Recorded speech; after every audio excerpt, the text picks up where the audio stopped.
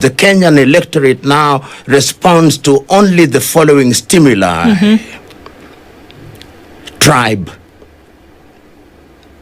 money, comedians or comedy on the stage, and vulgar language and false promises. When a country is in such a state, a country ought to examine whether she is moving in the right direction or she's not. We are a country that now, to use this metaphor, we are looking for fish by climbing trees. We are looking for oranges by diving into the ocean. We'll never succeed if we continue on this trajectory. Seems like we're well on the road towards development and into a new world order. I'd love to get your interpretation of what this all means at the moment. Where would you see Kenya is? Are people being too pessimistic, or are we not giving, a chance to those who might want to do something with it? The country, in a single word, is on tenterhooks. The country, in my view, is headed in the wrong direction. And anybody who says something to the contrary is deluding himself or herself. Look at the fundamentals. All the critical areas that people talk about in the life of a nation. Education, you've identified. Many years ago, we said within East Africa that we would harmonize the education system within East Africa. Nobody now understands our education system. The Ugandans don't, the Tanzanians don't, the Rwandese don't, the Burundians don't. We also don't. And if you listen to the individuals who run the Ministry of Education, you get to understand that we are in a state of confusion. And when you drive across the country, particularly in the urban areas, and the emergence of foreign curricula, which are very popular with the middle class, it tells you that people have no faith in the education system. If you talk to any one of our parliamentarians, or most of them, their children are not going through our education system. They have no faith in the education system that they are talking about. The time is now that we must ask ourselves what is wrong. Look at agriculture. We are importing sugar. We are importing rice. We are importing eggs. We are importing things that we can produce. We are importing fish. Then you tell me that we are in the right direction. Look at the level of security across the country. If there is a single growth industry in this country, are private security firms. The middle class in Kenya have resorted to what a friend of mine, Barack Muluka, calls finding private solutions for public problems. If the roads are bad, you come together and have Cabro roads. If you don't have security, you hire security guards. If you can't fix the schools, you go to British or American systems. Security is bad. What we are doing is that we have politicians who are pork barreling. They are moving across the country using our taxpayers to win votes. That is why in the 21st century, you see people moving around in helicopters, distributing bursary funds, which is our money. Every elected official runs some kind of bursary, whether it's the MP or the women's representative of the MCA. We are in a state of confusion. You see programs such as the Hustler. What became of the Hustler Fund? The World Bank project, which is called Nyota. Why should anybody be running around the country distributing it? Who tells our politicians that everybody is a businessman or businesswoman whom if you give 50,000, then they engage into some business? It is classical pork barreling going into the electorate, using their very money to win their votes. Politicians come with solutions, scatterbrain solutions about how school fees is to be paid. I'm told they are now moving into communities to find out children who have not transitioned. Is that how you run education in the 21st century? When you say that you want to be a first world country, institutions are dead or dying. We have one of the most expensive ways of hiring public officials. When you want to hire an official in central government or in the county, you appoint a panel to hire that person and you pay them allowances. We are in a bad state, and the sooner we admit it, the safer we are, because then we will be looking for solutions to solve these problems. I drive around this country, I drive in neighborhoods in Nairobi, even matters as mundane as fixing things like roundabouts. For the last 15 years, roundabouts in Nairobi have never been fixed. For the last 15 years, then you tell me we are going to be a first world. Traffic lights have not been fixed, then you tell me we are going to be a first world. Garbage is collected using lorries, which are themselves garbage. And you tell me we are going into the first world. The Auditor General and the Controller General tell us that money is being stolen in the billions.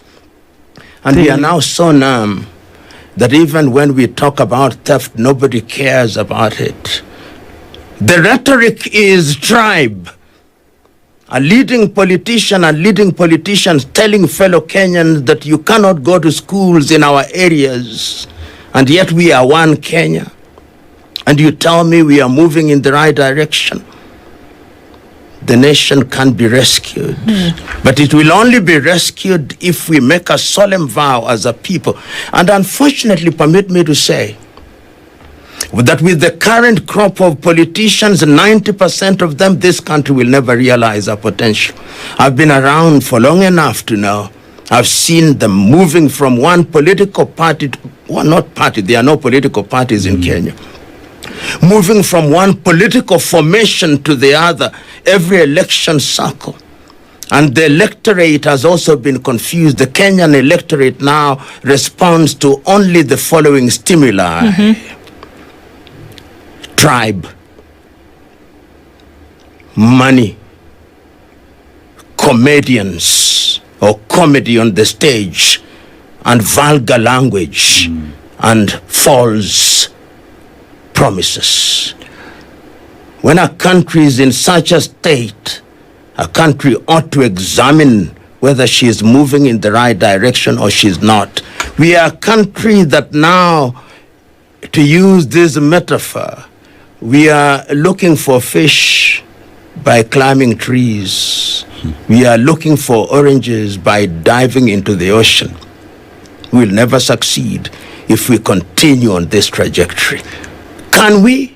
Yes, we can. There are good Kenyans who on a daily basis try to do the right thing. But who cares about them? We are a country that now canonizes thieves and vilifies our saints. We must change. The voices of reason cannot be heard even in their purest tones. And even when they are heard, they are poo-pooed. In our places of worship, the situation is the same. Not any better. We respond to money. Prof, Sad.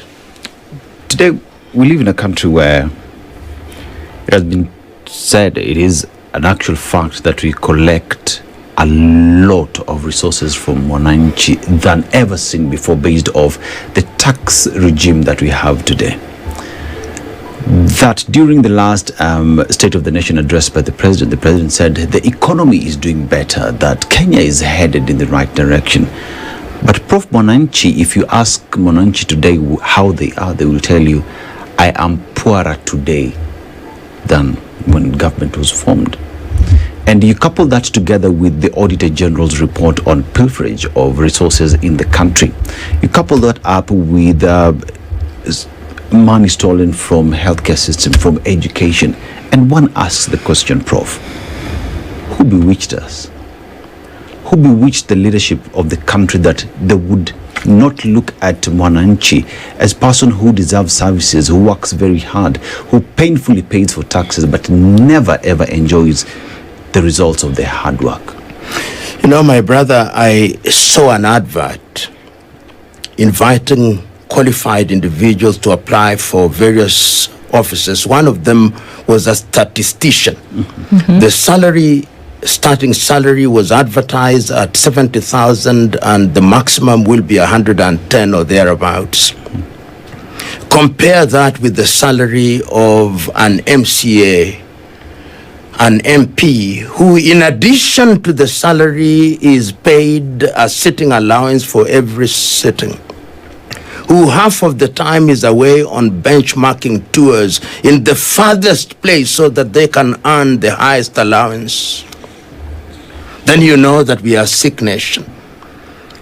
When politics becomes an industry in this country, if you want to be rich, join politics or be in the senior civil service. That is why within 1 year, what it would take 1,000 years for somebody to acquire, a Kenyan politician acquires within 1 year. When you are in such a state, then you are in a sad state, and the people have been rendered helpless. The people are now praying and fasting in the hope that that will solve their problems. I'm an employer, and I look at the pay slips of those whom I employ, the taxes that we have to deduct. And if you don't deduct and remit, the Kenya Revenue Authority will assess you at astronomical rates which you have never earned in order to coerce you into paying tax. They do that for some people.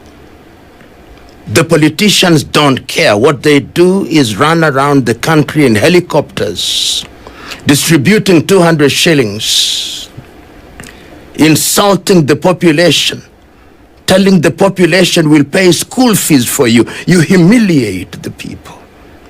And I'm suggesting to you and to all of us that until the day that we introduce sanity and what I've called before hygiene in our politics, one of the things that we must do in this country is to rationalize the emoluments that people get when they get into public office. I now hold the view that political officers should be part-time. You know, when I hear people saying that we are going into the first world, I laugh because it is impossible. Look at our system of government. We are not a federation, but we run like a federation with 47 counties. Each governor thinks that they are running a government. Each governor complete with a motorcade. The central government is mirrored in the counties, and I can tell you that many of those counties are technically insolvent. And if you look at them, they look to Nairobi to give them funds which they misuse. We must reduce the counties to what we said when we were making the constitution, to no more than 14. We must change the manner in which we appoint public officials. We must change governance. Look at universities. Over 60% of Kenyan universities are technically insolvent, which means that there is no research that is going on in those spaces. And then you are preparing young men and women to go into universities where there is no research to earn certificates. Do our Kenyan politicians care? No, they don't. That is why at funerals, at weddings, and today even from church pulpits, they pontificate at us. They think we are fools and dunderheads. They insult us, with the president calling a section of his electorate Wapumbavu. The president of the Republic of Kenya said that on national television.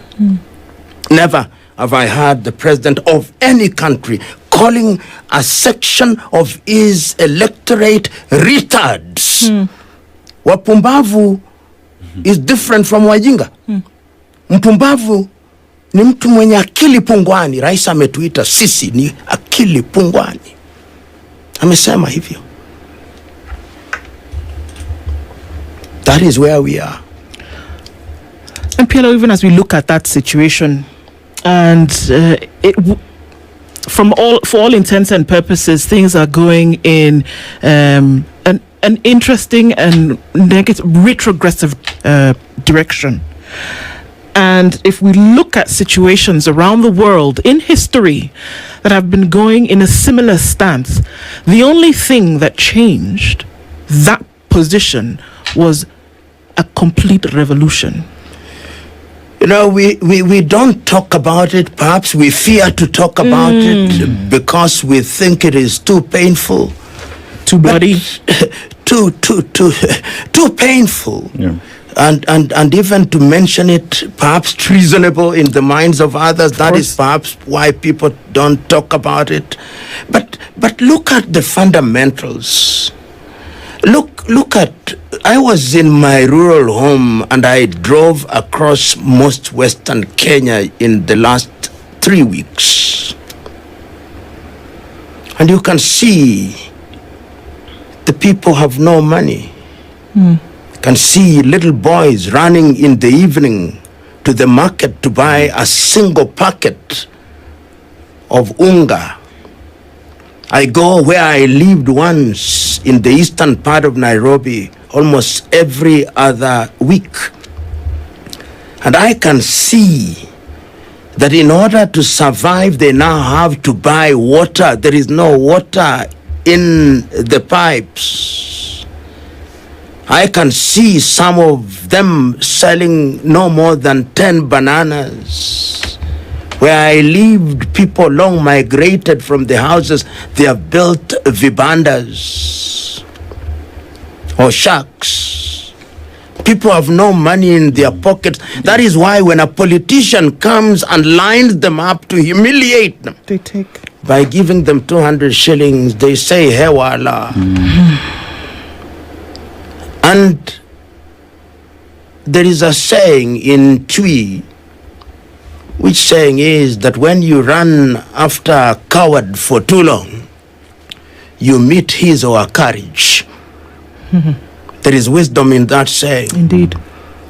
The Kenyan politician, and by extension the African politician, has treated the Kenyan peoples and African peoples as dunderheads for too long. Chinua Achebe talked about it in Anthills of the Savannah. And people are getting tired. People are getting tired. They got tired in Bangladesh. They got tired in Sri Lanka. They got tired in Burkina Faso. They are getting tired even here. Are Kenyans getting tired to that point where they are saying that we need this change now, that they're ready to say no to the handouts despite how difficult the situation is? Because for a very long time, Kenyans who call out at the leadership of the country have been labeled, including the media, have been labeled to be so negative whenever we call out at the leadership of the country for things not going right. But how can you, even if you are labeled, if there is a funeral, do you say there is a wedding? No. You say there is a funeral, however morbid it is. It's a funeral. And one of the things that worries me is that holding all factors in the short to medium term, the elections will never change this country. Those who think that there'll be an election in 2027 and then there will be a new dispensation in Kenya are deluding themselves. Look at both sides of the political divide. It is the same individuals who have been here with us, some from 1988. I've seen them, I know them, you know them. There is nothing new. Right now, if you are a Kenyan or a foreigner, you came into Kenya and watch television or read the newspapers or listen to the radios, you'd think that we have an election next week. True. The net effect is that if I'm an investor now, I'll postpone my investment decisions until the year 2028 at the very earliest, or the year 2029. As I speak to you now, governmental institutions are not paying pending bills. I'm told pending bills are in the neighborhood of 177 billion and increasing, which means that there is no money that is getting into the hands of business people. There is no money that is getting into the hands of professionals who have performed their work and done their work as is expected of them. The only people who now appear to have money are the political class. And I think it is deliberate. Because when you have money, then you can control the voting majority. What do I foresee, for example, in the year 2027? There are going to be ethnic alliances. The voter turnout is going to be no more than 50% or slightly better. There is voter apathy because people are now taking the view it doesn't matter whether I vote. Yes. And we have had politicians saying, even if we lose the election, We'll fill and we will win it by hook or by crook. This is how arrogant the Kenyan politician has become. So that voting is becoming something that is not useful. People have lost faith in the ballot and are losing faith in the ballot. When you find yourself in such a situation, then it becomes very, very dangerous for the long-term health of a nation. You know, recently I saw a young man saying, and he's a young man who I'm told had scored A in his examination. He says, I want to be a traffic police officer. Because that will guarantee that I become a millionaire within a short time. Oh, wow. Look at the level at which our young men and women are betting. We want wealth without work, because it has been demonstrated, particularly by the political class and senior civil service, that those are the avenues via which you get money, reaping where you have not sown. Look at the manner in which my good friends, the Auditor General and the Controller General, are ignored, and in certain cases, even prosecution is attempted against them as a way of intimidation. Look at the situation when people are summoned by Ethics and Anti-Corruption Commission. It is the Ethics and Anti-Corruption that is insulted and abused.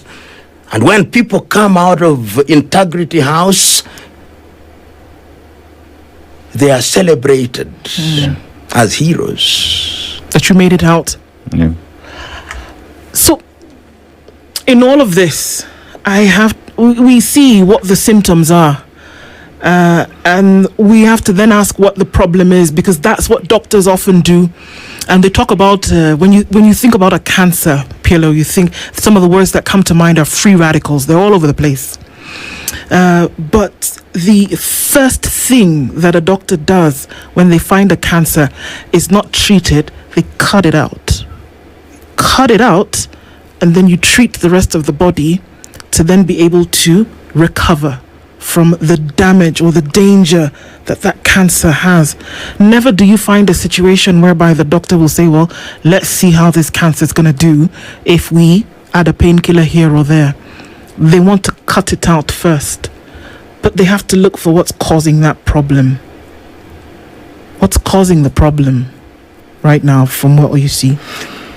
You know, we have a cancer, but we choose to take Panadol to cure, in the hope that it will cure that cancer. What is our problem? Our problem is that we have made money and wealth our God. A friend of mine, Njoki Kaigai, calls it affluenza. From the word affluent. There is a competition by individuals in public spaces to be richer than the other.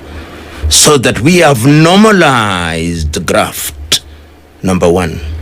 Our second problem is what I'll use the English word mendacity. Lying has become our stock in trade. The more you lie, and the sleek way in which you lie and lie to the electorate, that makes you the politician. He's a smart politician. She's a smart politician. Number 3, we have lost sense of shame. Hatuna haya. Even when we do all these things, we are unashamed. There is no shame anymore. Number 4, we have institutionalized ethnicity of the negative kind as the way of mobilization. The 5th thing is that the politician has discovered that the best way to hold the populace in check is to impoverish the population. We are one of the most taxed nations in this continent today, without commensurate service. All those factors conjoined have created a toxic environment which makes it very easy for the political class to control the majority of the populace. The middle class is absent in this arena because the middle class is so busy trying to educate their children outside of the Kenyan education system. They are so busy trying to finance their mortgages.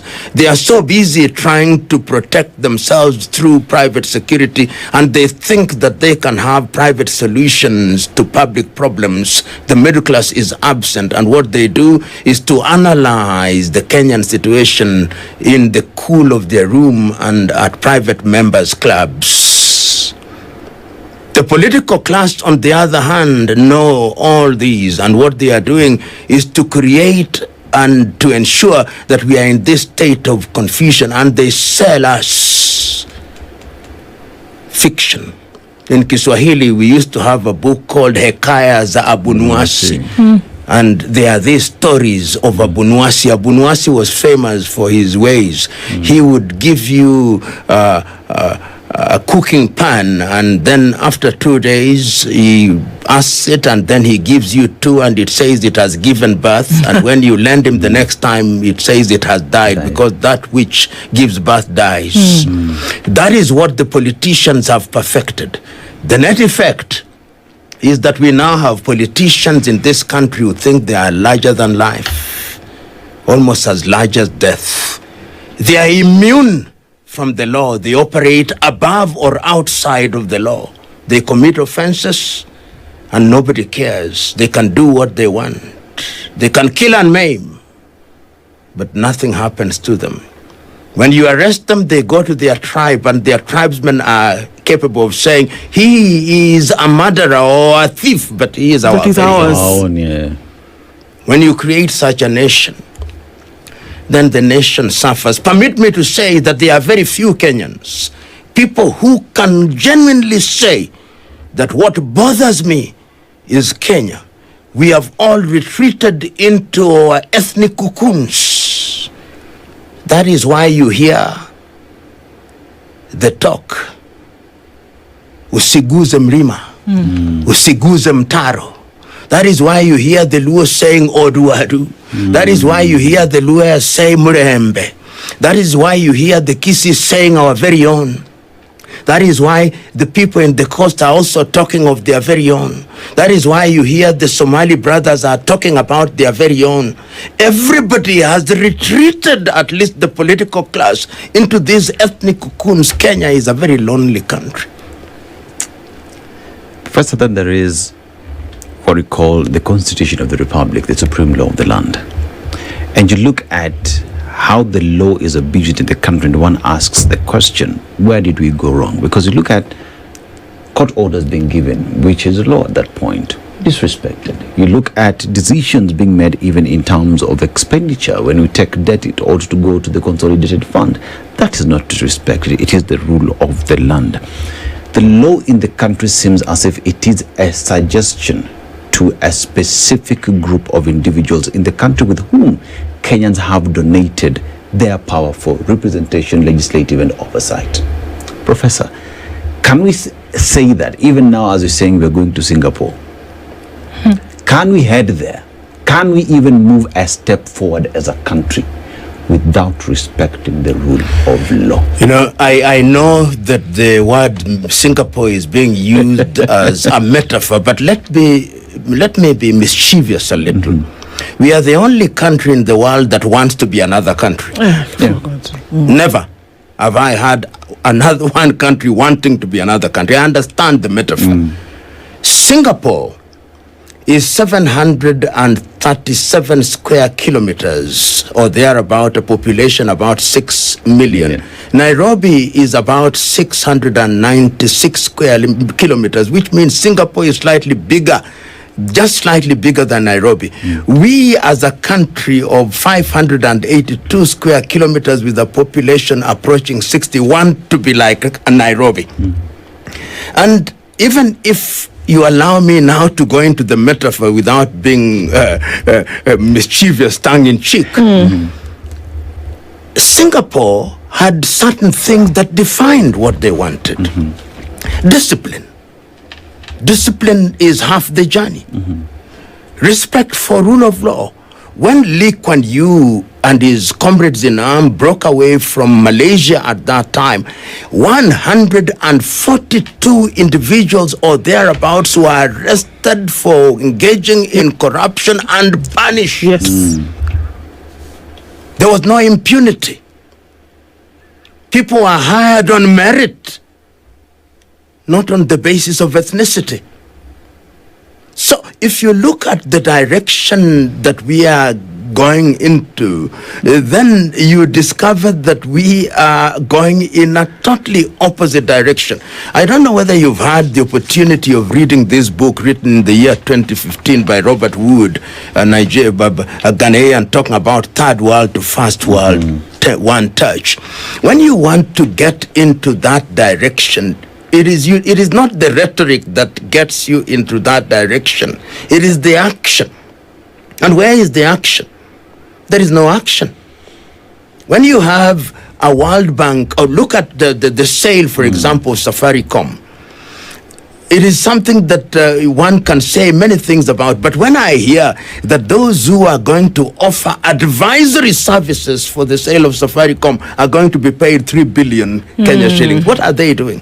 You don't get into Singapore by doing the opposite things. There is a saying that you may want to, when you want to shake a baobab tree, the only thing that will end up shaking are your buttocks. And I'm suggesting to Kenyans that what we are doing, or what the political class is doing, is not in tandem with what you do when you want to move economically in the right direction.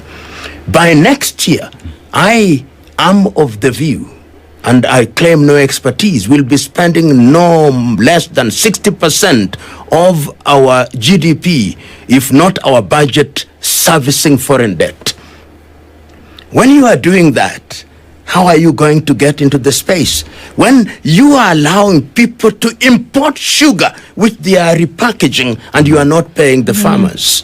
When you are allowing people to import rice under the guise of distribution to people who are going through famine, and we know that this is being imported for purposes of enriching a few individuals. We know people are importing edible oil. You are doing all the wrong things, and then you tell me we are moving in the right direction. No, we are not. Can we? Kenya has the potential to improve our economy. We are slightly about 150, 160 GDP or thereabout, depending on how you count it. We could be a $500 billion GDP in the next 10 years if we get certain fundamentals right. Get our tourism right. Get our agriculture right, get our value addition right, get our manufacturing right, reduce corruption and wastage, rationalize our governance, and make sure that we invest in areas that will create productivity, get into areas that will change the lives of the people. But we are doing exactly the opposite. And let me give you two examples. The thing that was touted by the government as capable of changing people's lives, I want us to go out and audit the actual impact of the money distributed under the Hustler Fund. Check. Right now, after 2 years, I want you to go and ask yourself the impact of the money that is being distributed under Nyota, and you'll find that the failure rate is anything between 70 and 80%. Why? You are making assumptions which don't exist. That if you are given 50,000, you are going to engage in some business, and that business is going to bloom and blossom. It doesn't work that way. You have trainers whom you are paying 150. I'm told they are being paid in the hundreds of millions. Are you involving universities? Departments of TVETs, commerce? even? Are you all in my rural village? Almost half of the TVETs are closed because they can't pay the teachers. True. And that is true across the country. So in a nutshell, you see a country, and let me tell you how painful it is to some of us who love this country, that you know what is right, but you can do very little about it. I know people who would love to serve as parliamentarians, but they cannot, because the electorate has been primed to respond to only the stimuli that I talked about. They don't want to surrender themselves to that reality. So we find ourselves in this space. And even as we talk here, when the politicians listen to individuals such as that, they say, how ni wachache wasiotosheka. They poo-poo what we are saying. They say, these are theoreticians whose only claim to fame is that they are professional fault finders. No, we are not. We are patriots who love this country, who worry about generations yet to be born, who worry about young men and women. And I talk to young men and women across this continent and across this country. I've met young engineers on border writers 4 years after they graduated. I've met engineers and other professionals. Not that there is anything wrong with being a waiter in a hotel, but having been waiters for 4 years after graduation. When you are in such a situation, then something is fundamentally wrong. And our politicians are proud every weekend when they go to their rural homes and they entertain thousands and they post themselves on media showing how they were feeding the thousands, who then leave with their bellies full for the day, but with their future empty. There has been the thought that the reason why Kenyans, or I mean, again, we use this to then extrapolate across the African continent. Uganda just went to an election where miraculously the internet has come back on after the announcement of the presidential results, and went off again just before that election went into play. And things like those are what we look at. But there is a thought that people are not educated to the point of knowledge. There's education, but to the point of knowledge and understanding as to what should actually be happening. That if I was able to look at a road, for example, and understand, make the connection that between the money that should come for that road and what it can actually do for me and my community, that if I understand that the person who has taken it is actually committing an offense, that if I understand that this is what an individual is supposed to do, that I can understand this is where we are, but this is where we ought to be, that there would be then a stirring in my spirit as an individual for me to do something about it beyond lament, beyond just vote, but understand. And I guess that's where the saying came from, that there is not more dangerous people than those who have knowledge and that they want to do something with it. And so it seems as though those who are in those positions don't want people to actually know. Absolutely. That's why we keep you wrapped up with giving you 50,000 shillings. We'll give you 6,000 shillings to 90,000 of you, because you're more dangerous to me in that position if you know actually that what I'm doing is wrong. It was said that the safety of the rulers, I'm paraphrasing Karl Marx because I'm not a Marxist, that the safety of the rulers demands that the common people be kept in the most profound ignorance. And that is what they feed on. Because once the critical of the masses are kept in that state, then they can manipulate and do whatever it is that they want. But let me come back to Kenya, how insensitive political leaders have become. I'm I consider myself to be a very engaged citizen. There is not many things that happen in parliament that I don't do a memorandum. And I'm an engaged African, and I'll give you examples. In the last 4 months, I have written to different countries I'm not a citizen of those countries. I've written to Rwanda complaining about something. To their credit, I've written to Uganda, I've written to Botswana, I've written to Namibia, I've written to Mozambique. All those countries responded to my letters. All. I've sent memoranda to the Kenyan Parliament, BBI, NADCO, recently about the oil blocks in Turkana. I've written to NTSA, not a response. You see the difference? My own country dismisses. We now have something called, for example, the 10-point agenda, and we are told that that is what is going to change our country. If you look at the 10-point agenda, it is not going to change our country. There are sweeteners that appear to be meant to change our country. But what the political class wants is to create offices, so that you have the office of a president, vice president, prime minister, and all these offices, so that when you are creating a tribal alliance, you are able to say to the tribal kingpins, you are going to be this, you are going to be this, and then they imagine that the people will say, one of our own is a minister, one of our own is a prime minister, one of our own is this. It speaks to the question you posed, that is what we have succeeded in doing in the continent of Africa, to keep people in a state of subjugation by manipulation. What about the middle class? How are they manipulated? They are the ones who are engaged in business. They are the ones who are engaged in supplies. So if you are supplying or doing roads that you gave as an example, and you are doing roads in the hundreds of millions, do you want to disturb the person who gave you the contract? The apple cart? And if in giving the road, they also, I know a friend of mine who is a contractor, they give you a road notionally say for 1 billion, and they want 300 in return, will the quality of the road be the same as it ought to have been when you applied the total of the money? No. And I want you to look at the lifestyle of the politician and the lifestyle of senior civil servants in the road sector, in all these sectors, and look at their lifestyles. It is not commensurate with their known and legitimate income. That is why your contractor cannot be punished, because he gave money to these individuals. And unfortunately, you and me pay for it. Unfortunately. So, Prof, what is the responsibility of Mwananchi? Because at the end of the day, it is Mwananchi who goes out there and casts that vote, which then goes to speak in terms of Mwananchi has to be keen, has to know the person they're putting out there and must put them in check.